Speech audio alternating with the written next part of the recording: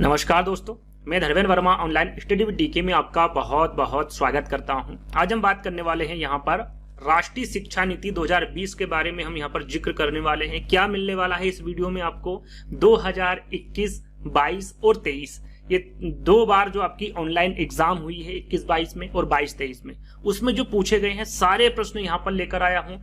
Total 52 प्रश्न पूछे गए हैं, साथ में 15 प्रश्न यहाँ पर वन लाइनर रखे। टोटल लगभग आपको यहाँ पर 70 प्रश्न मिलने वाले हैं एनईपी 2020 के। यदि आपने ये वीडियो कंप्लीट वॉच कर लिया तो आपके 4 से 5 नंबर कहीं नहीं गए, क्योंकि सारे विषय में ये प्रश्न पूछे जाते हैं। और इस वीडियो में आपका बाल विकास हो गया है ना, पर्यावरण हो गया, गणित हो गया, हिंदी हो गया, इन सभी में जो एनईपी 2020 के प्रश्न हैं, यानी सारी सब्जेक्ट के प्रश्न यहाँ पर इस वीडियो के माध्यम से आपको मिलने वाले हैं। तो स्किप नहीं करना है, वीडियो को पूरा देखना है और अंत में हमें जरूर बताना है कि आज का जो वीडियो है वो आपको कैसा लगा। उस बात करने से पहले थोड़ी सी जानकारी आपको दे देता हूँ एनईपी 2020 के बारे में। सबसे पहले पूछे कि सबसे पहले जो शिक्षा नीति आई थी वो कब आई थी, तो आई थी 1968 में। कब आई थी? 1968 में। दूसरी बार कब आई थी? 1986 में। 1992 में संशोधन हुआ था, है ना। 1992 में क्या हुआ था? संशोधन हुआ था। अभी तक 2 नीतियां आई थी, उसके बाद जो नीति आई थी 2020 में, जो अभी प्रेजेंट में चल रही है ना, इसे राष्ट्रीय शिक्षा नीति 2020 के नाम से जाना जाता है। और इसकी घोषणा कब की गई थी?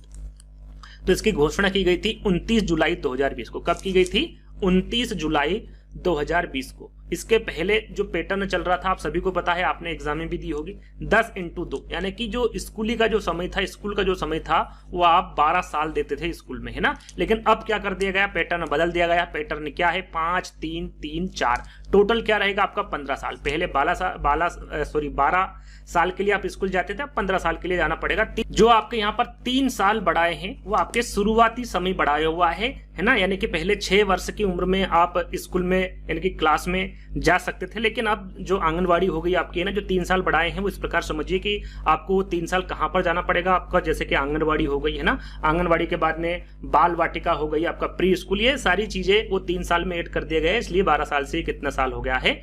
15 साल हो चुका है। साथ में देखिए इन्होंने कितनी स्टेज बताई गई है इनके द्वारा। तो इनके द्वारा जो स्टेज बताई गई है वो 4 स्टेज जो बताई गई है ये वाली, इनको क्या कहा जाता है ना, इसके बारे में आपको पता होना चाहिए। देखिए 5 वर्ष की जो शिक्षा है ये वाली, इसको क्या कहा जाएगा? याद रखिएगा, इंपोर्टेंट है, फाउंडेशन स्टेज। क्या कहते हैं इसको? फाउंडेशन स्टेज कहा जाता है। उसके बाद की जो 3 वर्ष की शिक्षा है उसे क्या कहा जाता है? प्री परेटी स्टेज कहा जाता है। और तीसरी जो 3 वर्ष की शिक्षा है इसे क्या कहा जाएगा? मिडिल स्टेज कहा जाएगा। और जो 4 वर्ष की शिक्षा है उसे क्या कहा जाएगा? सीनियर सेकेंडरी स्टेज कहा जाएगा। इन चारों स्टेज के बारे में आपको पता होना चाहिए, इसी पर पूरा मामला डिपेंड है। 5+3+3+4 है ना, इसी पर सारा मामला, यानी कि जो शिक्षा का जो पैटर्न है इसी पर आधारित है। इसको आपको अच्छे से याद कर लेना है। यहां पर बात करें 5वीं तक, है ना, जो मातृभाषा, यहां पर देखिए बहुभाषिकता जो है उसको लाया गया है इसके माध्यम से। तो एनईपी 2020 में कक्षा 5 तक की शिक्षा किस में होनी चाहिए? वहां की जो मातृभाषा है, जिसको हम स्थानीय भाषा और क्षेत्रीय भाषा बोलते हैं, उसमें उनकी जो पढ़ाई है बच्चों की वो कराई जाएगी कक्षा 5 तक के लिए। उसके बाद में वो किसी भी प्रकार की भाषा को चुन सकता है, लेकिन कक्षा 5 के लिए अनिवार्य कर दिया गया है मातृभाषा, यानी कि जो स्थानीय क्षेत्रीय भाषा है उसमें आप पढ़ाएंगे, है ना। बात करें यहाँ पर देखिए चित्र के माध्यम से हम समझे तो जो पिछला ढांचा था वो क्या था आपका? 10+2, यानी कि 6 से 16 वर्ष आपका 10 था, और उसके बाद में 2 आपका 16 से 18 वर्ष की उम्र में था, यानी कि 10+2 यानी कि 12 वर्ष, है ना। अब क्या कर दिया गया है यहाँ पर देखिए फाउंडेशनल स्टेज, जो यहाँ पर 3 ईयर, जो पहले के टोटल 5 है लेकिन इसको भी 2 भागों में बांटा गया है। ये आपका आंगनवाड़ी हो गया, प्री स्कूल या फिर बाल वाटिका, है ना। इसमें आपको 3 साल बिताना पड़ेंगे। उसके बाद में आपका जो 2 साल रहेगा फर्स्ट और सेकंड के लिए रहेगा। एज आपकी 6 से 8 रहेगी, है ना। उसके बाद में जो 3 है वो कक्षा 3 से 5 तक का रहेगा। तीसरी जो दूसरे नंबर पर आपका आता है प्री प्रेटी स्टेज, है ना, ये कक्षा 3 से 5 तक के रहेगी। 8 से 11 आपका फिर आ गया 3, है ना, इसको क्या कहते हैं? मिडिल स्टेज, है ना। इसमें आपकी क्लास कौन सी रहेगी? 6 से 8 तक रहेगी, 3 वर्ष तक रहेगी, ये भी 3 वर्ष तक है। ये 6 से 8 रहेगी। एज आपकी 11 से 14 रहेगी। जो चौथी स्टेज है वो, उसमें आपको 4 साल कंप्लीट करने होंगे, जिसमें 9 से 12, और एज आपकी होगी 14 से 18, है ना। इस प्रकार से इसको रखा गया है मिडिल और ये सेकेंडरी स्टेज। 4 प्रकार के स्टेजेस के बारे में आपको पता होना चाहिए और मैंने आपको बता दिया है। आगे बात करेंगे हम, यहाँ पर शुरुआत करते हैं।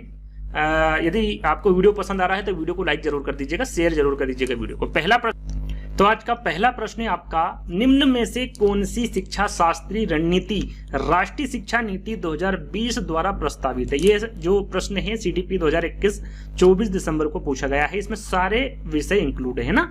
तो राष्ट्रीय शिक्षा नीति 2020 जो है वो किसको प्रस्तावित, इसके द्वारा किसको प्रस्तावित किया गया है? अन्वेषण आधारित अधिगम, बिल्कुल अन्वेषण आधारित अधिगम को प्रस्तावित किया है NEP 2020 ने। कथावाचन आधारित शिक्षा शास्त्र, इसको भी NEP 2020 द्वारा प्रस्तावित किया गया है। वेधन तथा बार बार अभ्यास, यहाँ पर देखिए वेधन तथा बार बार अभ्यास को NEP 2000 द्वारा प्रस्तावित नहीं किया गया है। चर्चा आधारित कक्षाएं, बिल्कुल। तो यहाँ पर देखिए सही कौन सा होगा आपका? पहला, दूसरा और चौथा। पहला, दूसरा और चौथा कहां पर है? दूसरे वाले विकल्प में, और यही आपका बिल्कुल करेक्ट आंसर होगा, यानी कि दूसरा वाला विकल्प आपका सही होगा। अगला प्रश्न है आपका दूसरा, राष्ट्रीय शिक्षा नीति 2020 प्रस्तावित करती है कि शिक्षा रिक्त स्थान होनी चाहिए, किस प्रकार होनी चाहिए? वेतन तथा अभ्यास पर आधारित, अभी हमने इसको कट किया था, इस प्रकार की होनी नहीं चाहिए क्योंकि ये प्रस्तावित ही नहीं करती NEP 2020 है ना। दूसरा विकल्प है अन्वेषण प्रेरित, अभी हमने पढ़ा है अन्वेषण प्रेरित होने चाहिए। खोज उन्मुखी होना चाहिए कि नहीं। तीसरा विकल्प है पाठ्य पुस्तक और शिक्षक केंद्रित, देखिए शिक्षक केंद्रित नहीं होता, बाल केंद्रित होता है ना। तो तीसरा वाला विकल्प भी आपका गलत हो गया। परीक्षा के लिए सीखने की ओर उन्मुख, तो ये भी फोर्थ वाला विकल्प भी आपका सही नहीं होगा। कौन सा होगा? जो राष्ट्रीय शिक्षा नीति 2020 प्रस्तावित करती है कि जो शिक्षा है वो आपकी अन्वेषण प्रेरित होनी चाहिए, साथ में खोज उन्मुखी होनी चाहिए। अन्वेषण प्रेरित और खोज उन्मुखी, यानी कि यहां पर भी सेकंड वाला विकल्प आपका करेक्ट होगा। अगला प्रश्न है तीसरा, बुनियादी स्तर पर NEP 2020 किस पर ध्यान केंद्रित करती है? यहां पर देखिए बुनियादी स्तर पर, बुनियादी स्तर, देखिए मैं आपको बताना चाहूंगा कि जो 4 स्टेज है उसको आपको हिंदी में भी याद कर लेना है कि उसको हिंदी में क्या कहते हैं, क्योंकि जो बुनियादी स्तर है इसी को फाउंडेशनल स्टेज कहा जाता है। तो याद रखिएगा, आपको पता होना चाहिए, या फिर जब आप एग्जाम दे तो वहां पर इंग्लिश में भी प्रश्न होगा, एक बार पढ़ लीजिएगा। तो बुनियादी स्तर पर NEP 2020 किस पर ध्यान केंद्रित करती है? साक्षरता पर, साक्षरता तथा अंक ज्ञान पर, प्राकृतिक विज्ञान पर, या फिर सामाजिक अध्ययन के शिक्षण पर। यदि आपने NEP पढ़ा होगा, देखिए साक्षरता पर तो ध्यान देगी ही, लेकिन अंक ज्ञान पर भी ध्यान देना होगा। जो बच्चा है उसे जोड़ घटाव भी आना चाहिए।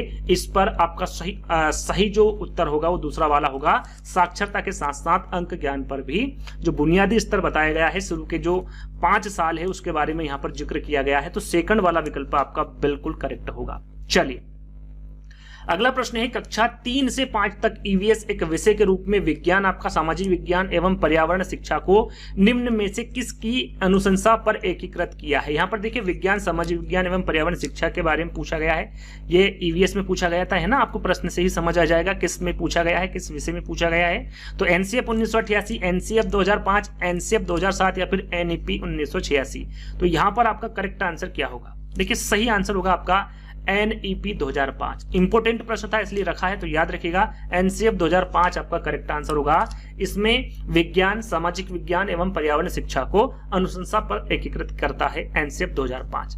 अगला प्रश्न है आपका, राष्ट्रीय शिक्षा नीति 2020 के अनुसार रिक्त स्थान का प्रयोग रिक्त स्थान को प्रोत्साहित करने के लिए करना चाहिए। किसका प्रयोग करना चाहिए?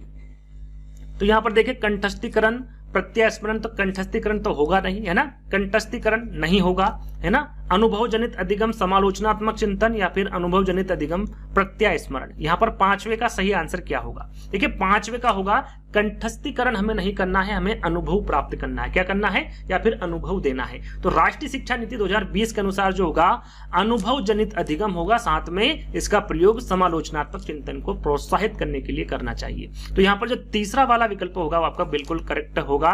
कंठस्थीकरण जहां पर आ जाए, है ना, रटना जहां पर आ जाए, ये चीजें आपकी NEP 2020 में बिल्कुल नहीं होगी, है ना, ये नेगेटिव में चला जाएगा। तो तीसरा वाला विकल्प आपका बिल्कुल करेक्ट होगा। अगला प्रश्न है आपका छठा, राष्ट्रीय शिक्षा नीति 2020 में निम्नलिखित में से कौन सा प्रावधान नहीं सुझाया गया है? देखिए यहाँ पर नेगेटिव प्रश्न पूछा गया है, प्रश्न को हमेशा ध्यान से पढ़ना है ना। NEP 2020 में क्या नहीं सुझाया गया है इसके बारे में आपको बताना है। प्रत्येक विद्यार्थी की विशिष्ट क्षमताओं को पहचानना और बढ़ावा देना महत्वपूर्ण, बिल्कुल सही है। जो प्रत्येक विद्यार्थी की जो विशिष्ट क्षमताएं होती है उनको पहचानना और उसको बढ़ावा देना महत्वपूर्ण है NEP 2020 के अनुसार। दूसरा विकल्प है आपका, रट्टा मार कर सीखने और परीक्षा के लिए सीखने की बजाय है ना, क्या लिखा है, इसकी बजाय संप्रत्यात्मक समझ पर बल देना चाहिए। बिल्कुल सही है दूसरा वाला विकल्प भी। यहाँ पर नेगेटिव विकल्प को हमें ढूंढना है, यानी कि दो विकल्प आपके सही है, लेकिन यहाँ पर ये सही नहीं माना जाएगा क्योंकि नेगेटिव यहाँ पर विकल्प पूछा गया है। तीसरा विकल्प है सृजनात्मकता पर पर्याप्त ध्यान देना चाहिए और तार्किक निर्णय करने और नवाचारित के प्रोत्साहन करने के लिए विवेचनात्मक चिंतन को बढ़ावा देना चाहिए। तो तीसरा वाला विकल्प भी आपका बिल्कुल करेक्ट होगा। फोर्थ विकल्प देखते हैं, बच्चों में अनुपालन को बढ़ावा देने के लिए अध्यापक को इनाम और दंड को इस्तेमाल करना चाहिए। तो इनाम और दंड का इस्तेमाल इसमें नहीं सुझाया गया है, इसमें प्रावधान ही नहीं है। तो फोर्थ वाला विकल्प आपका यहाँ पर करेक्ट होगा क्योंकि नेगेटिव प्रश्न पूछा गया है, तो करेक्ट आपका फोर्थ वाला होगा, है ना। अगला प्रश्न है आपका, नई शिक्षा नीति 2020 के अनुसार प्राथमिक कक्षाओं, यानी कि प्राथमिक कक्षा में कौन सी कक्षा बता रहा है ये, कक्षा 1 से 5 के लिए निम्न में से क्या स्तर होगा। ये प्रश्न देखिए, इसी प्रकार के प्रश्न सीटेट एग्जाम में पूछे गए, तो आपको पता होना चाहिए। मैंने 4 स्टेज आपको बताई थी, है ना, उसको हिंदी में और इंग्लिश में दोनों में आपको पता होना चाहिए। स्टेज क्या थी, 5 + 3 + 3 + 4, है ना। तो ये वाली जो स्टेज है वो कितने से कितने वर्ष तक की होती है, यानी कि आप यहां पर कक्षा के बारे में जाने तो 1 से 3, है ना, और 3 से 5 वाली ये वाली कक्षा होगी आपकी, ये वाली आपकी 5 से 8 होगी, है ना, और ये वाली आपकी होगी 8 से 12। तो यहां पर आप देख सकते हैं, देखिए ये वाली 1 से 5 तक पूछा गया है, यानी कि 5 और 3 के बारे में पूछा गया है। तो 5 यानी कि पहली जो स्टेज है वो कौन सी है आपकी, बुनियादी स्तर। कौन सी है, बुनियादी स्तर, जिसे क्या कहा जाता है, फाउंडेशनल स्टेज भी कहा जाता है इंग्लिश में। अब बात करें दूसरी स्टेज, इसे क्या कहा जाता है, तो इसे कहा जाता है आरंभिक स्तर, हिंदी में, है ना, क्या कहा जाता है, आरंभिक स्तर। याद रखिएगा, हिंदी में काफी इंपोर्टेंट इस प्रकार के प्रश्न पूछे जाते हैं, और इंग्लिश में से कहते हैं प्रीपेरेटरी स्टेज, है ना, इंग्लिश में भी आपको पता होना चाहिए। तो 1 से 5 तक पूछा गया है, यानी कि आपका आरंभिक स्तर होगा और बुनियादी स्तर। ए और सी आपका बिल्कुल करेक्ट आंसर होगा। जो मध्य स्तर होता है वो आपका होता है 5 से 8 तक, है ना, और इसे क्या कहते हैं, मिडिल स्तर कहा जाता है, मिडिल स्टेज कहा जाता है।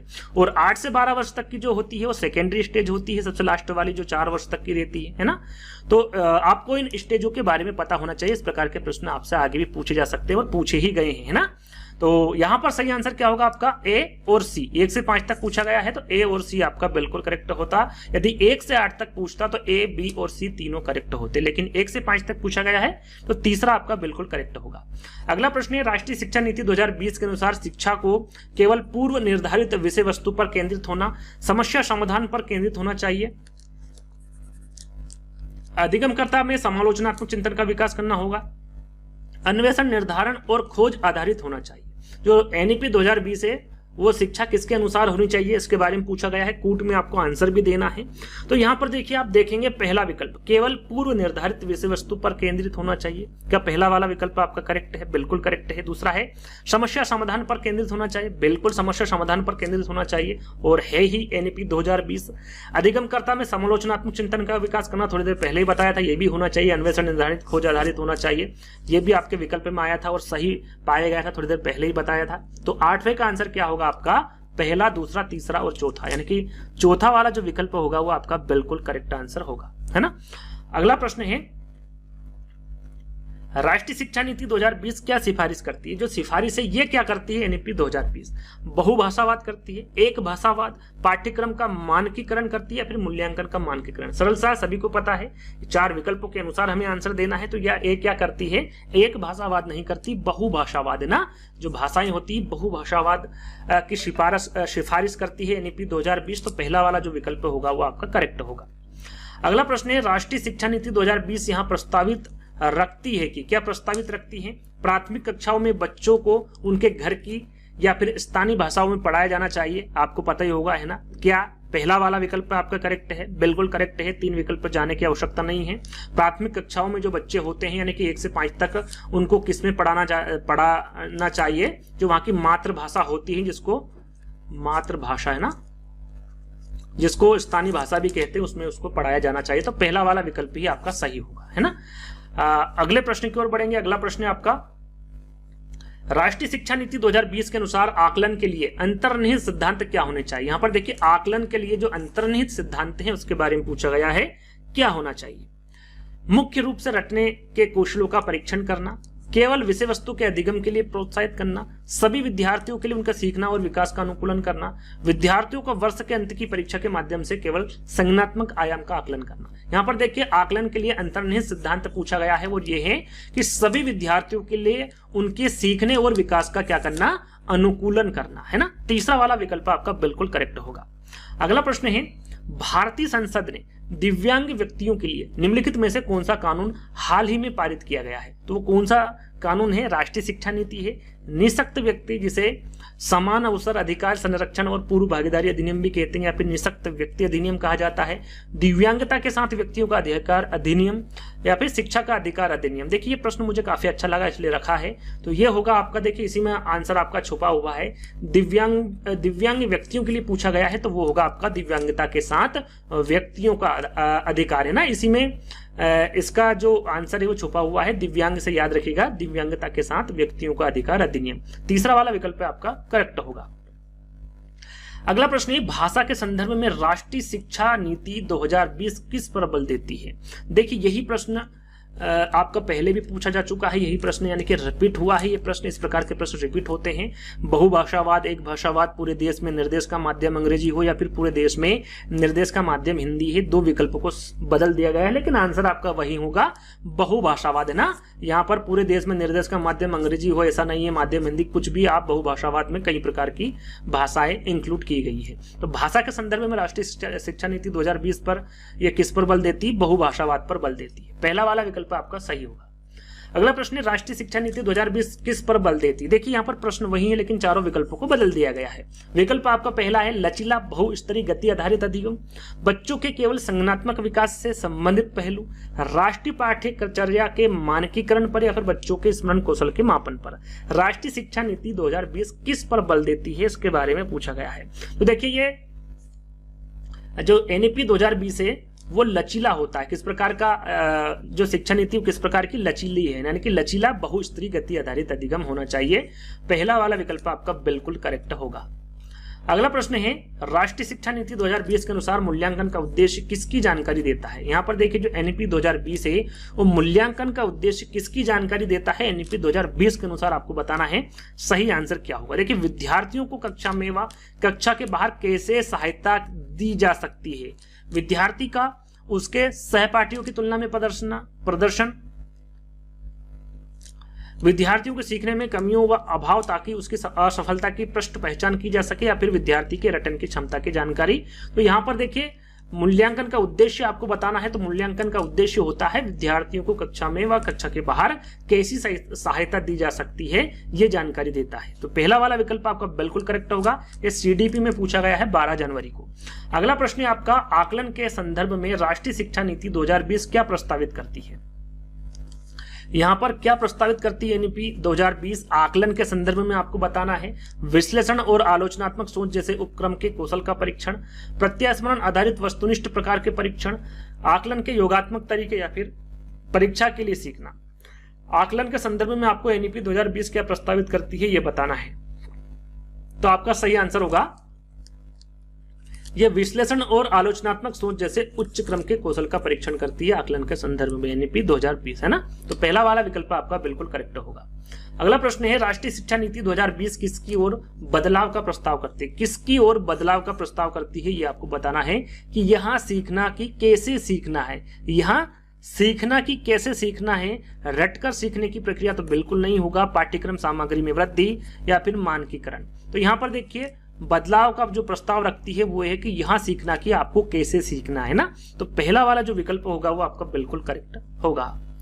अगला प्रश्न है, राष्ट्रीय शिक्षा नीति 2020 किस उपागम के लिए शिक्षण शास्त्रीय बदलाव की अनुशंसा करती है? यहां पर प्रश्न को ध्यान से पढ़ना है। एनईपी 2020 किस उपागम के लिए शिक्षण शास्त्रीय बदलाव की अनुशंसा करती है?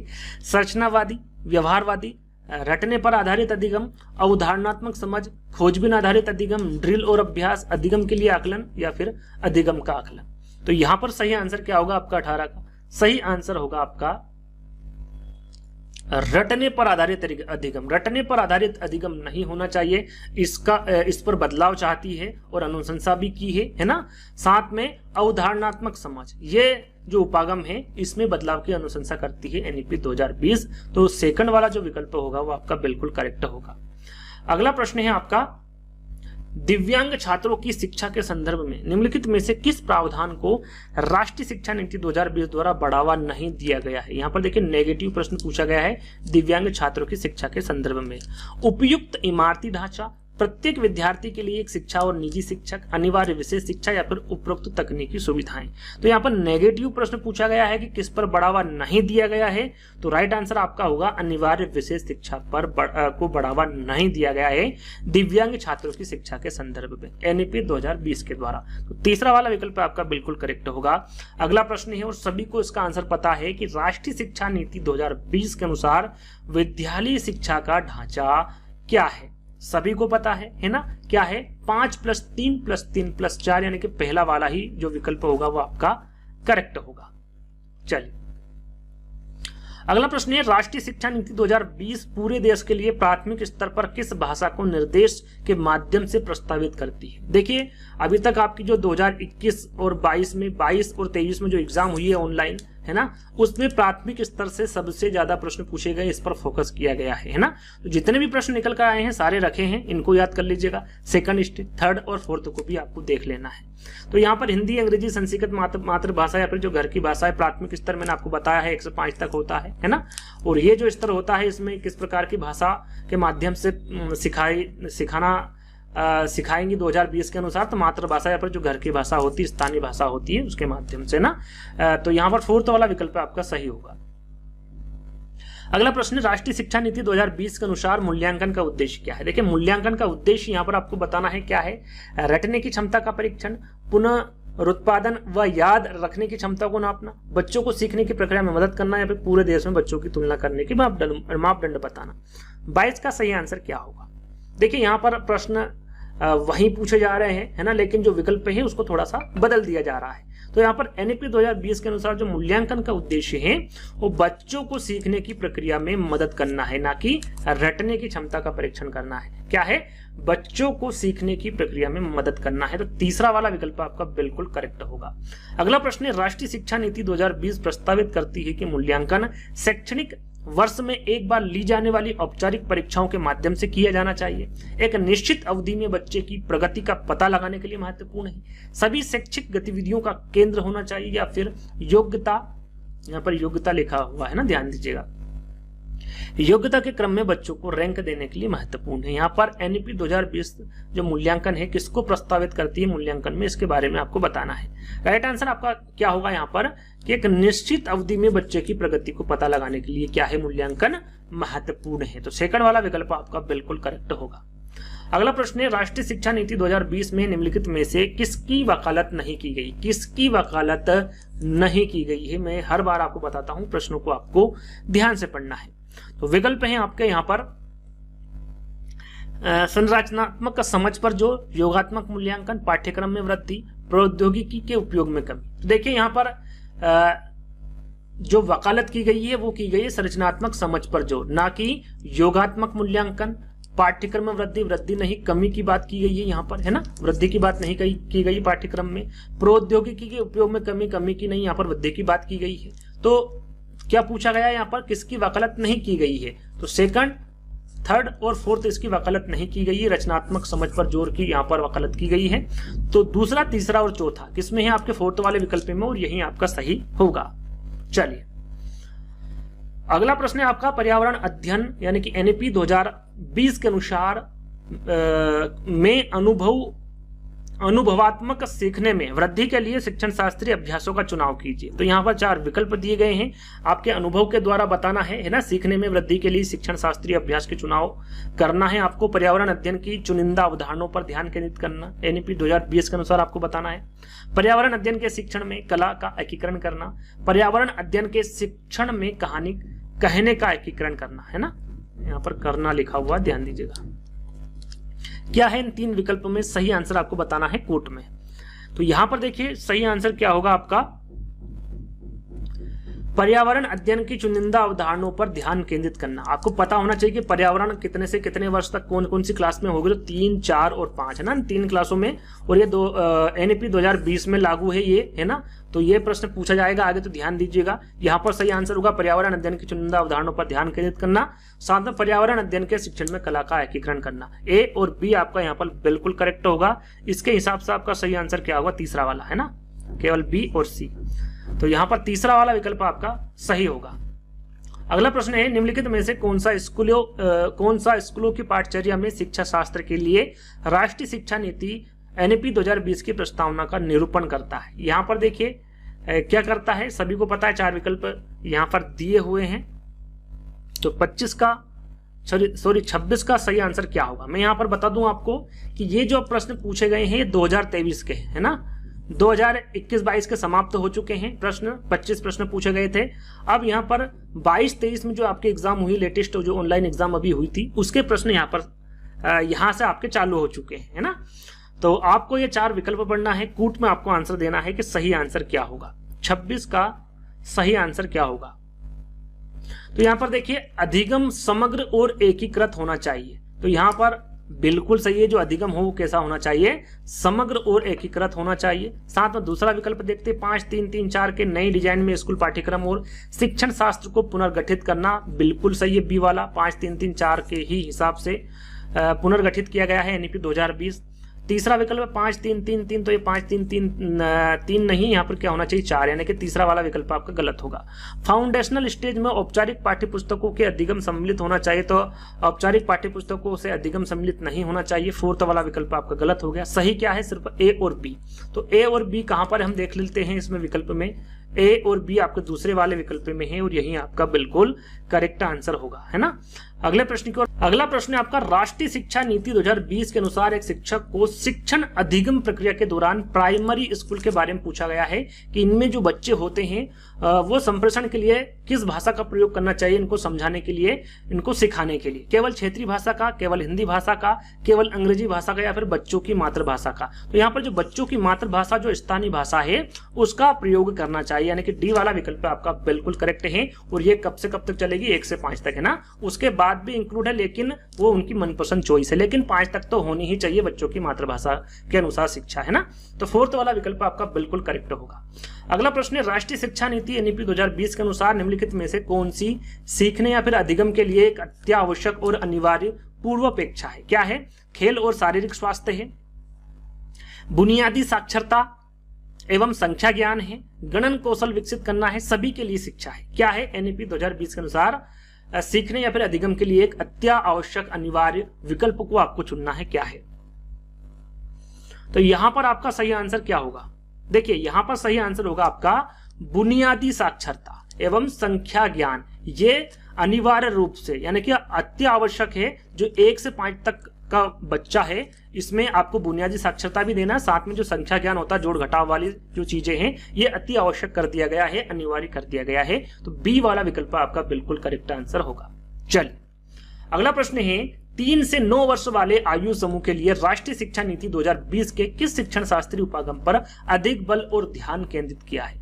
घटना आधारित शिक्षण शास्त्र, भिन्न भिन्न पाठ्यचर्या विषयों में आवाजाही संबंधित उपागम, खिलौना आधारित शिक्षण शास्त्र, या फिर विशिष्ट निर्देशात्मक अभ्यास शिक्षण।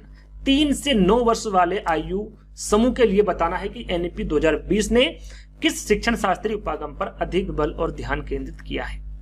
यहां पर आपका सही आंसर होगा, देखिए मैं हर बार आपको बताता हूं कि आप भी इसका आंसर दे सकते हैं मुझसे पहले, है ना, ताकि आपका आकलन हो सके कि इन प्रश्नों में आपको कितने नंबर आ रहे हैं।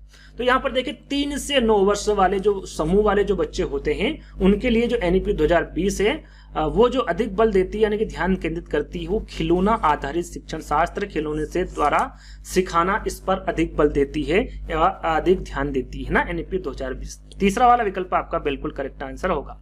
अगला प्रश्न है आपका, राष्ट्रीय शिक्षा नीति 2020 बहुत पुरजोर तरीके से 3 माह की स्कूली तैयारी की मॉड्यूल की अनुशंसा करती है। कितने माह की, 3 माह की स्कूली तैयारी के मॉड्यूल की अनुशंसा करती है, जिससे कि बच्चे रिक्त स्थान स्तर में पढ़ने के लिए तैयार हो जाए। कौन से स्तर में, पूर्व विद्यालय में, बाल वाटिका में, ग्रेड 1 में या फिर ग्रेड 2 में। तो राइट आंसर क्या होगा, जिसमें कि बच्चे ग्रेड 1 में, किसमें, ग्रेड 1 में जो बच्चे हैं ये ग्रेड 1 स्तर में पढ़ने के लिए तैयार हो सके। यहाँ पर जो तीसरा वाला विकल्प होगा वो आपका बिल्कुल सही आंसर होगा।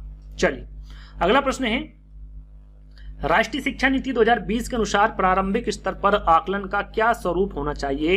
यहाँ पर देखिए प्रारंभिक स्तर पर पूछा गया है, किस स्तर पर, प्रारंभिक स्तर पर। और ये कौन सी स्टेज होती है, आपकी दूसरी स्टेज होती है 5 + 3 + 3 + 4। ये जो दूसरी स्टेज है आपकी 3 साल की, इसे प्रीपेटरी स्टेज कहा जाता है। हिंदी में इसको प्रारंभिक स्तर ही कहा जाता है, जो कि 3 से 5वीं क्लास तक होती है। और यहाँ पर हम यदि 3 साल के लिए होते, कितने, 3 साल, 3, 4 और 5, है ना। तो यहाँ पर आपको बताना है कि प्रारंभिक स्तर पर आकलन का क्या स्वरूप होना चाहिए। एनईपी 2020 के अनुसार रचनात्मक होना चाहिए, नियमित होना चाहिए, सूचनाओं के मात्र ग्रहणशीलता पर केंद्रित होना चाहिए, शिक्षण अधिगम की उपयुक्तता के अनुरूप होना चाहिए। 4 विकल्प है, कूट में आपको आंसर देना है, क्या होगा। तो यहां पर आपका सही आंसर होगा, देखिए 3 से 5 यानी कि 3, 4, 5 क्लास की बात की जा रही है, तो वो रचनात्मक होनी चाहिए। कैसी होनी चाहिए, रचनात्मक होनी चाहिए, नियमित होनी चाहिए और शिक्षण अधिगम की उपयुक्तता के अनुरूप होनी चाहिए। किसे, शिक्षण अधिगम की उपयुक्तता के अनुसार। तीसरा वाला सूचनाओं के मात्र ग्रहणशीलता पर केंद्रित नहीं होना चाहिए, जहां पर मात्र आ जाए, है ना, केवल आ जाए, रटना आ जाए। ये 3-4 वर्ड ऐसे हैं जो नेगेटिव की तरफ इशारा करते हैं, वो नेगेटिव ही होते हैं ये, है ना। तो तीसरा वाला विकल्प आपका गलत होगा, ए, बी और डी सही होगा। ए, बी, डी कहां पर है आपका, हाँ 4th वाले विकल्प में है और यही आपका सही आंसर होगा। अगला प्रश्न है आपका, राष्ट्रीय शिक्षा नीति 2020 के अनुसार बच्चों द्वारा बोली जा रही भाषा और विद्यालय में पढ़ाई के माध्यम की भाषा में विद्यमान अंतर को क्या किया जाना चाहिए। यहाँ पर अंतर के बारे में, यानी कि बच्चों द्वारा बोली जा रही भाषा और विद्यालय में पढ़ाई के माध्यम की भाषा में विद्यमान अंतर आपको बताना है कि क्या किया जाना चाहिए। अनदेखी करनी चाहिए, बनाए रखना चाहिए, इसको बढ़ाना चाहिए या फिर पाटना यानी कि पुल बनाना चाहिए। तो इसे पाटना चाहिए या फिर पुल बनाना चाहिए। इससे क्या होगा, इससे बच्चों में सीखने के प्रति लगन और जिज्ञासा उत्पन्न होगी, है ना। तो डी वाला विकल्प आपका क्या होगा, बिल्कुल करेक्ट आंसर होगा। अगला प्रश्न है आपका, राष्ट्रीय शिक्षा नीति 2020 के अनुसार कक्षा फर्स्ट है ना, फर्स्ट है ये, कक्षा फर्स्ट से पूर्व प्रारंभिक बाल्यावस्था अवधान एवं शिक्षा ECCE का उद्देश्य क्या होना चाहिए। यहां पर देखिए ECCE का उद्देश्य पूछा गया है, किसका, ECCE का उद्देश्य पूछा गया है। सबसे पहले हम यहां पर इसका फुल फॉर्म जानेंगे कि ECCE का फुल फॉर्म क्या होता है। पहले तो यदि आपको पता है तो वीडियो को पोस्ट कर लीजिएगा और बता दीजिएगा, नहीं पता है तो मैं आपको बता देता हूं। ECCE का फुल फॉर्म होता है early childhood care and education, है ना। क्या होता है, early childhood care and education, इसका फुल फॉर्म होता है। याद रखिएगा, फुल फॉर्म पूछा जाता है सीटेट एग्जाम में। तो यहाँ पर देखिए इसका उद्देश्य आपको बताना है प्रारंभिक बाल्यावस्था में, किसमें, प्रारंभिक बाल्यावस्था में आपको बताना है। तो शिक्षार्थी में परिकलन कौशलों का विकास करना होगा, शिक्षार्थियों में मूल गणन कौशलों का विकास करना होगा, बच्चों को संख्याओं के नाम लिखना सिखाना है, फिर बच्चों को गिनती एवं गुणन पहाड़े याद करवाना। यहाँ पर देखिए प्रारंभिक बाल्यावस्था कक्षा 1 से पूर्व के पहले की बात की जा रही है, तो इसका सही आंसर क्या होगा। तो यहां पर इसका सही आंसर होगा शिक्षार्थी में मूल गणन कौशलों का विकास करना। किसका, शिक्षार्थी में जो मूल गणन कौशल है उसका विकास करना, ये ECCE का उद्देश्य होता है ना। तो बी वाला विकल्प आपका क्या होगा, बिल्कुल करेक्ट आंसर होगा। चलिए अगला प्रश्न है आपका, राष्ट्रीय शिक्षा नीति 2020 के अनुसार निम्न में से कौन सी शिक्षा शास्त्रीय रणनीतियों को बढ़ावा देती है, कौन सी रणनीतियों को बढ़ावा देती है एनईपी 2020, इसके बारे में आपको बताना है। वेधन, पुनरावृत्ति और बार बार अभ्यास। पहले प्रश्न या फिर दूसरे प्रश्न में मैंने आपको बताया था कि वेधन, पुनरावृत्ति और बार बार अभ्यास एनईपी द्वारा प्रस्तावित नहीं की गई है ना। रट कर याद करना ये तो बिल्कुल नहीं, नेगेटिव में चला जाएगा आपका। अन्वेषण आधारित अधिगम, बिल्कुल अन्वेषण आधारित अधिगम होना चाहिए। साथ में चर्चा आधारित अधिगम, है ना। ये दोनों अधिगम जो है वो रणनीति को बढ़ावा देते हैं दोनों के प्रति। तो आपका सही आंसर क्या होगा, तीसरा और चौथा। तीसरा चौथा कहां पर है, तीसरे वाले विकल्प में, और यही आपका बिल्कुल करेक्ट आंसर होगा।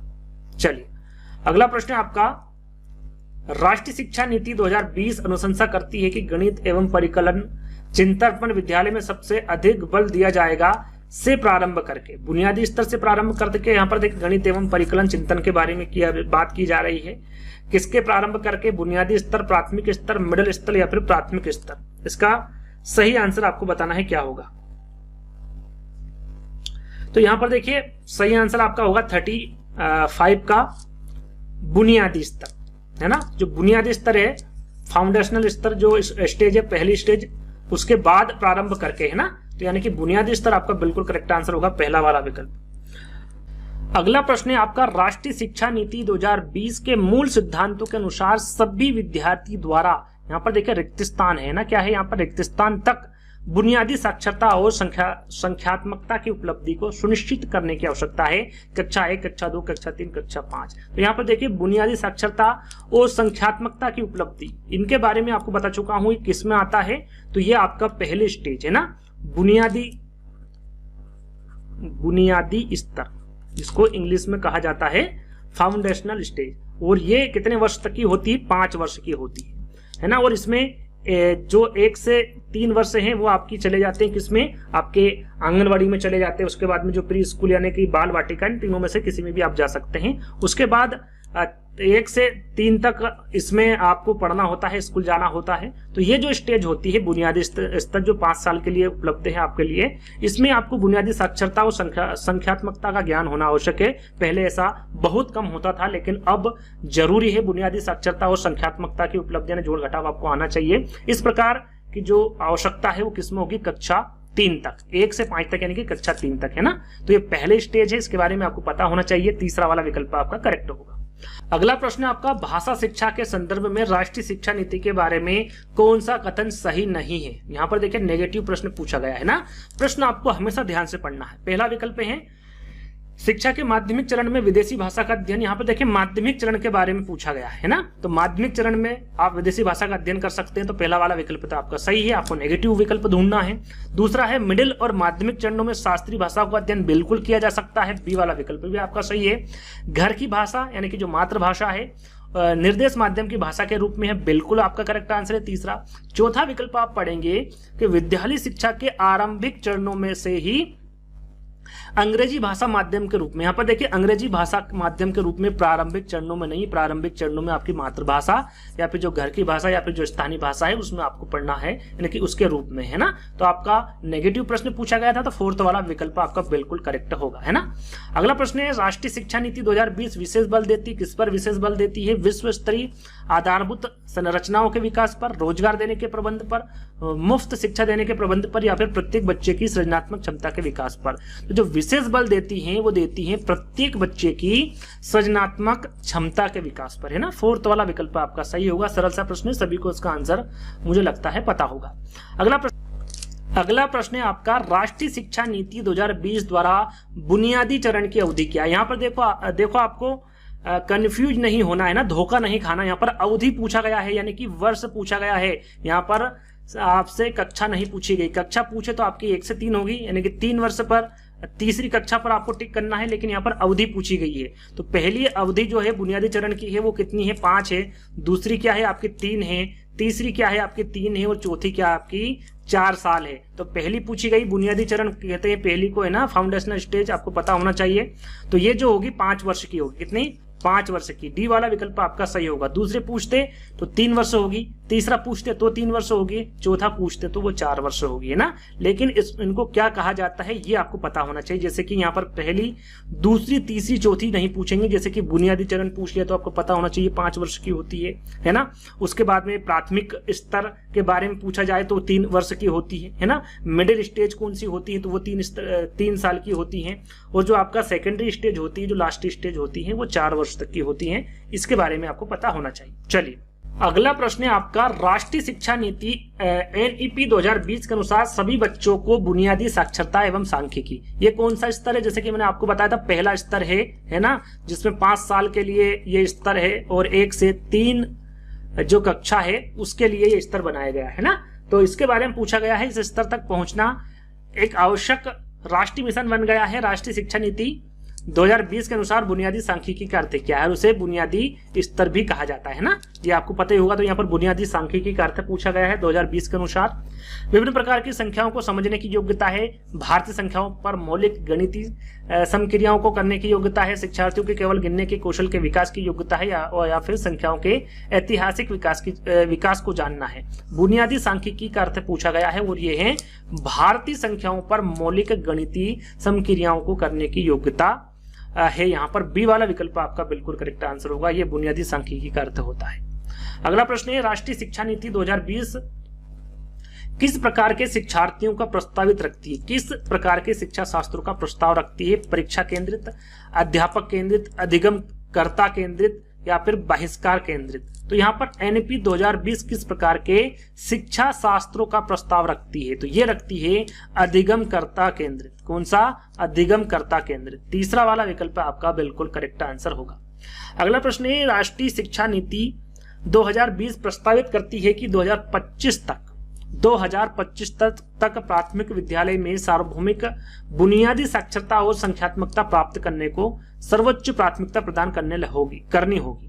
राष्ट्रीय शिक्षा नीति 2020 के इस लक्ष्य को हासिल करने के लिए शिक्षा मंत्रालय भारत सरकार के नामक परियोजना मिशन आरंभ किया। यहाँ पर उस परियोजना के बारे में पूछा गया है। ये सारा जो मामला है ये परियोजना पर टिका हुआ है। परियोजना के बारे में क्या? निष्ठा परियोजना है, निपुण भारत, FLN या फिर दीक्षा, है ना। तो आपको पता होगा निपुण भारत, है ना। क्या है निपुण भारत? इस पर भी एक वीडियो में प्रॉपरली लाऊंगा, है ना। निपुण भारत से संबंधित जितने भी प्रश्न पूछे गए हैं वो सारी जानकारी मैं दूंगा, है ना। तो वो परियोजना कौन सी है, वो मिशन कौन सा है? निपुण भारत है। बी वाला विकल्प आपका सही होगा। अगला प्रश्न है, राष्ट्रीय शिक्षा नीति 2020 के अनुसार प्राथमिक स्तर तक के बच्चों की शिक्षा के लिए रिक्त स्थान को प्राथमिकता दी जानी चाहिए। प्राथमिक स्तर की बात की जा रही है। मातृभाषा, विदेशी भाषा, अंग्रेजी भाषा या फिर केवल सांकेतिक भाषा? तो आपको सभी को पता है, बार बार मैं बता चुका हूं, बार बार ये प्रश्न पूछा गया है, वो होगा आपका मातृभाषा। क्या होगा? मातृभाषा। पहला वाला विकल्प आपका सही होगा। 1 से 5 तक की जो कक्षा है वो मातृभाषा के रूप में ही उनको पढ़ाया जाएगा। तो पहला वाला विकल्प आपका सही होगा। राष्ट्रीय शिक्षा नीति 2020 ने किस पर जोर दिया है? बहुविषयकता शिक्षा पर, कठोर पाठ्यक्रम पर, योगात्मक आकलन पर या फिर परीक्षा केंद्रित शिक्षा शास्त्र पर? तो ये बहुविषयकता शिक्षा पर बल जोर दिया है, यानी कि बल दिया है। पहला वाला जो विकल्प होगा वो बिल्कुल करेक्ट होगा। अगला प्रश्न है, राष्ट्रीय शिक्षा नीति 2020 के अनुसार निम्नलिखित में से कौन सा मौलिक सिद्धांत का निरूपण करता है जो कि शिक्षा प्रणाली व्यवस्था का मार्गदर्शन करेगा? यहाँ पर देखिए 4 विकल्प दिए हुए हैं और कूट में आपको आंसर देना है कि इसका सही आंसर क्या होगा। देखिए, राष्ट्रीय शिक्षा नीति 2020 के अनुसार आपको बताना है मौलिक सिद्धांतों का निरूपण करता है जो कि शिक्षा प्रणाली यानी कि व्यवस्था का मार्गदर्शन करेगा। पहला विकल्प है शैक्षिक और गैर शैक्षिक दोनों क्षेत्रों में प्रत्येक विद्यार्थी के समग्र विकास को प्रोत्साहित करना। आपका जो पहला वाला विकल्प है वो बिल्कुल सही होगा, है ना। दूसरा विकल्प है आपका बहुविषयक और समग्र शिक्षा पर देना। बिल्कुल, बहुविषयक और समग्र शिक्षा पर बल देना केवल दिव्यांग विद्यार्थियों के लिए प्रौद्योगिकी का व्यापक उपयोग। देखिए, केवल नहीं, जहां पर केवल आ जाए जैसे कि मैंने बताया नेगेटिव में चला जाता है ना, तो केवल नहीं, है ना। तो यहाँ पर तीसरा वाला जो विकल्प होगा आपका नेगेटिव होगा, केवल दिव्यांग विद्यार्थियों के लिए ही, ऐसा नहीं है, सभी विद्यार्थियों के लिए है। फोर्थ वाला विकल्प है नवाचार को बढ़ावा देने के लिए सृजनात्मकता और आलोचनात्मक चिंतन को प्रोत्साहन देना। तो बिल्कुल सही है, सृजनात्मक और आलोचनात्मक चिंतन को प्रोत्साहित करना है नवाचार को बढ़ावा देने के लिए। तो फोर्थ वाला विकल्प आपका सही होगा, यानी कि A, B और D। A, B, D कहां पर लिखा हुआ है? A, B, D आपके दूसरे वाले विकल्प में, और यही आपका सही आंसर होगा। चलिए, अगला प्रश्न है, निम्नलिखित में से कौन सा स्कूली शिक्षा का एक स्तर नहीं है जो कि राष्ट्रीय शिक्षा नीति 2020 में प्रस्तावित है? यहाँ पर स्कूली शिक्षा का एक स्तर कौन सा नहीं है, इसके बारे में आपको बताना है। कहने का मतलब है कि जो 5, 3, 3, 4 यानी कि 4 जो स्तर हैं जो मैंने आपको बता दिए हैं, है ना, इनके बारे में, तो कौन सा स्तर एक नहीं है इसके बारे में आपको बताना है। बुनियादी स्तर बिल्कुल है, जो कि पहला स्तर है ना। प्रारंभिक प्रीपेटरी स्टेज, ये आपका प्रारंभिक स्तर जो कि दूसरा स्टेज है। मिडिल स्टेज ये आपका तीसरा स्तर है। जो प्रारंभिक स्तर है ये आपका किसी भी प्रकार का स्तर नहीं है ना। प्राथमिक स्तर ये आपका किसी प्रकार का स्तर नहीं है, 2020 के अकॉर्डिंग मैं आपको बता रहा हूं, है ना। तो ये 3 स्तर हो गए। चौथा स्तर कौन सा है आपका? Secondary stage. कौन सा है? Secondary stage.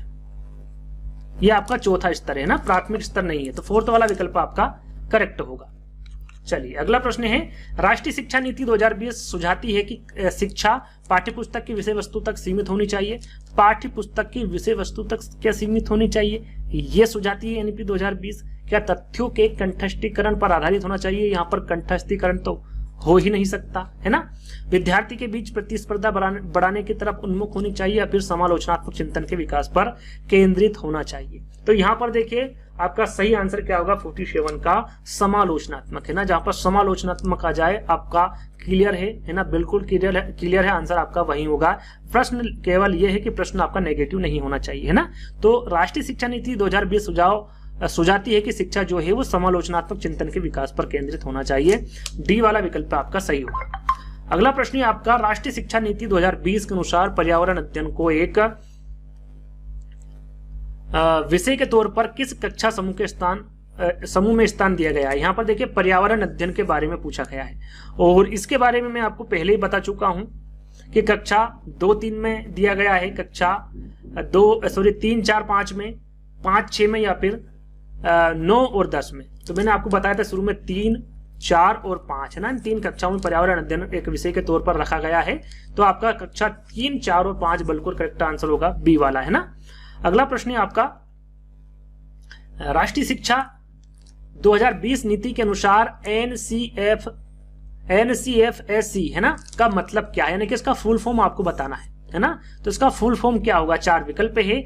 National curriculum framework for school education होगा, national curriculum framework for free school education होगा, national committee for school education होगा, या फिर national committee for focus in school education होगा। यहां पर देखिए NCFSE का आपको फुल फॉर्म बताना है, इसका मतलब क्या होता है एनईपी 2020 के अनुसार। तो यहां पर इसका सही आंसर होगा, इसको क्या कहते हैं, एन से national curriculum framework for school education, इसका फुल फॉर्म होता है। पहला वाला विकल्प आपका करेक्ट होगा।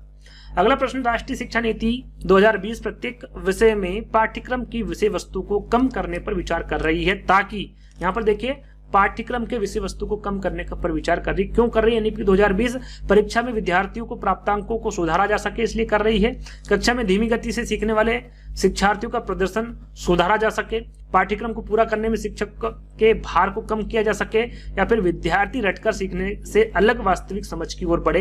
ये किस लिए किया जा रहा है, ये विचार जो पाठ्यक्रम के विषय वस्तु की कमी के बारे में जो जिक्र किया जा रहा है, विचार किया जा रहा है, या क्यों किया जा रहा है, इसके बारे में आपको बताना है। क्योंकि जो बच्चा है वो रटकर ना है ना, कम रहेगा विषय वस्तु यानी पाठ्यक्रम, तो क्या है उसका सोच समझ कर पड़ेगा। तो यहाँ पर विद्यार्थी रटकर सीखने से अलग वास्तविक समझ की ओर बढ़े, इसलिए जो पाठ्यक्रम है, जो विषय वस्तु है, उसको कम करने पर विचार कर रही है। तो फोर्थ वाला विकल्प आपका सही होगा। अगला प्रश्न है, राष्ट्रीय शिक्षा नीति 2020 अधिगम के कौन से तरीके पर बल देती है। यहाँ पर अनुभवात्मक अधिगम, डिजिटल अधिगम, वैज्ञानिक अधिगम और करके सीखना। तो यहाँ पर देखिए जो अनुभव द्वारा सीखता है उस पर भी बल देती है। डिजिटल आपका हो गया सही, वैज्ञानिक हो गया, करके सीखना, यानी कि पहला, दूसरा, तीसरा, चौथा बिल्कुल करेक्ट आंसर होगा, डी वाला विकल्प। अगला प्रश्न है आपका, राष्ट्र और बच्चों के श्रेष्ठ संभव भविष्य को सुनिश्चित करने के लिए राष्ट्रीय शिक्षा नीति एनईपी 2020 के अनुसार शिक्षक की अभिप्रेरणा और उनका सशक्तिकरण जरूरी है। इस दृष्टि कथन को साकार करने के लिए क्या लाया गया है, CPD जैसे अवसरों को आरंभ करने का सुझाव दिया गया है। तो यहाँ पर जो CPD है इसका अर्थ है, यानी कि फुल फॉर्म आपको बताना है कि इसका फुल फॉर्म क्या होता है। CPD का सेंट्रल प्रोफेशनल डेवलपमेंट होता है, कोर प्रिंसिपल डेवलपमेंट होता है, करिकुलम प्रोफेशनल डेवलपमेंट होता है, या फिर कॉन्टिन्यूअस प्रोफेशनल डेवलपमेंट होता है। CPD का फुल फॉर्म आपको बताना है क्या होगा। तो यहाँ पर CPD का फुल फॉर्म होता है आपका कॉन्टिन्यूअस प्रोफेशनल डेवलपमेंट। ये जो फोर्थ वाला विकल्प होगा आपका बिल्कुल सही होगा, इसका फुल फॉर्म होता है कंटिन्यूअस प्रोफेशनल डेवलपमेंट, है ना। फोर्थ वाला विकल्प आपका सही होगा। यहाँ पर फुल फॉर्म ज्यादा पूछा गया है तो इन पर भी आपको ध्यान देना है। तो ये जो 52 प्रश्न है ये आपके ऑनलाइन एग्जाम में पूछे गए थे। कुछ तथ्य मैंने रखे हैं जो इसमें नहीं दर्शाए गए हैं, यदि ये पूछे तो ये इसके बारे में भी आपको पता होना चाहिए। वन लाइनर है, ज्यादा समय नहीं लगेगा इसलिए वन लाइनर रखा है कि भारत के इतिहास में अब तक कितनी बार शिक्षा नीति आ चुकी है, तो 3 बार। कितनी बार, 3 बार अब तक को जोड़ के, है ना। पहली आई थी 1968 में जो कि इंदिरा गांधी के समय आई थी, 1986 में आई थी दूसरी शिक्षा नीति, ये पहली है ना, ये दूसरी जो राजीव गांधी के समय आई थी, और तीसरी जो आई है वो आपकी 2020 में, जो कि अभी फिलहाल में चल रही है, जो कि नरेंद्र मोदी की सरकार के समय आई है, जो कि अभी फिलहाल में हमारे वर्तमान प्रधानमंत्री है। दूसरा प्रश्न है, भारत में नई शिक्षा नीति 2020 की घोषणा कितने वर्षों के बाद हुई थी, यानी कि इनमें डिफरेंस था 34 वर्ष के। 34 वर्ष बाद ये जो नई शिक्षा नीति है वो आई थी 2020। अगला है, नई शिक्षा नीति 2020 में मसौदा समिति है ना के अध्यक्ष कौन थे। जो मसौदा समिति है इसके अध्यक्ष कौन थे, इंपोर्टेंट है, यदि पूछा जाए तो आपको पता होना चाहिए। डॉक्टर कृष्णा स्वामी कस्तूरी रंजन, ये आपकी नई शिक्षा नीति के जो मसौदा समिति है उसके अध्यक्ष थे। भारत में नई शिक्षा नीति 2020 की कैबिनेट की जो मंजूरी मिली थी, ये कब मिली थी, तो याद रखिएगा, सन पूछा जा सकता है, तो ये 29 जुलाई 2020 को मंजूरी मिली थी। कब? 29 जुलाई 2020 को। अगला है कि नई शिक्षा नीति 2020 को किस शिक्षा नीति के जगह पर लागू किया गया है, तो 1986। पहली आई थी 1968 में, दूसरी आई थी 1986, जो कि मैंने आपको थोड़ी देर पहले बताया था। 1992 में संशोधन हुआ था, ना कि शिक्षा नीति आई थी, है ना। तो पहली आपकी 1968, 1986 के बाद में आपकी 2020 में आई थी। तो इससे पहले कौन सी थी? 1986। चलिए अगला प्रश्न है आपका, राष्ट्रीय शिक्षा नीति 2020 के अंदर कितनी आयु वर्ग तक के बच्चों को शिक्षा के अधिकार कानून 2009 के अंदर रखा गया है, तो वो है आपका 3 से 18 वर्ष। कितने? 3 से 18 साल की जो आयु वर्ग को रखा गया है ना। तो अगला प्रश्न है, नई शिक्षा नीति 2020 में कौन सी भाषा को कक्षा 5 तक खत्म कर दिया गया है, तो अंग्रेजी को, है ना। किसको खत्म कर दिया गया? अंग्रेजी को। उसके जगह क्या आ गया आपका? मातृभाषा। क्या आ गई? मातृभाषा। भाषा जो स्थानीय भाषा होती है, जो वहां पर बोली जाती है, उससे बच्चों को पढ़ाया जाएगा कक्षा 5वीं तक। अगला प्रश्न, नई शिक्षा नीति 2020 के अनुसार 5वीं कक्षा तक की शिक्षा किस भाषा में होगी, जिसको अभी मैंने आपको बताया, मातृभाषा, स्थानीय भाषा और क्षेत्रीय भाषा, है ना, इस पर होगी। अगला प्रश्न है, नई शिक्षा नीति 2020 के अनुसार शिक्षा पर सकल घरेलू उत्पाद जीडीपी का कितना प्रतिशत खर्च किया जाएगा, तो 100% में से 6%, है ना, 100 में से 6% जो है वो शिक्षा पर खर्च किया जाएगा। तो 6% आपको ध्यान देना है। पहले जो स्कूल पाठ्यक्रम था वो कितना था? 10+2 था, है ना। अब क्या कर दिया गया है, जैसे कि हमने बता ही दिया पहले, 5-3-3-4 इस पैटर्न पर अब आपकी जो स्कूली पाठ्यक्रम है वो होगा, है ना। नई शिक्षा नीति 2020 को लागू करने वाला भारत का पहला राज्य, देखिए पहला राज्य पूछे तो आपको पता होना चाहिए, वो कर्नाटक है। नई शिक्षा नीति 2020 को लागू करने वाला भारत का पहला राज्य आपका कर्नाटक है। अंतर्राष्ट्रीय शिक्षा दिवस कब मनाया जाता है? शिक्षा दिवस के बारे में आपको पता होना चाहिए, ये 24 जनवरी को मनाया जाता है। विश्व विद्यार्थी दिवस कब मनाया जाता है? तो 15 अक्टूबर को। 1986 में जो शिक्षा नीति लागू की गई थी उसमें बदलाव कब किया गया था, जैसे कि संशोधन के बारे में मैंने आपको बताया था, 1992 में किया गया था। अगला और अंतिम प्रश्न है कि मानव संसाधन विकास मंत्रालय, जिसको शॉर्टकट में MHRD भी कहा जाता है, इसका नाम बदलकर क्या हो गया है? तो शिक्षा मंत्रालय हो गया है, एजुकेशन मिनिस्ट्री हो गया है। याद रखिएगा, काफी इंपोर्टेंट है। तो आई होप आपको ये वीडियो पसंद आया होगा। लगभग आपके 70 प्रश्न लगभग आपके कंप्लीट हो चुके हैं। तो आई होप आपको ये वीडियो पसंद आया होगा। पसंद आए तो वीडियो को लाइक करना है, शेयर करना है, चैनल को सब्सक्राइब कर लेना है, और अभी तक हमारे ऐप्स को डाउनलोड नहीं किया है तो उसको जरूर डाउनलोड कर लीजिएगा, रेटिंग जरूर दीजिएगा। तो आज का वीडियो में यहीं पर समाप्त करते हैं। धन्यवाद।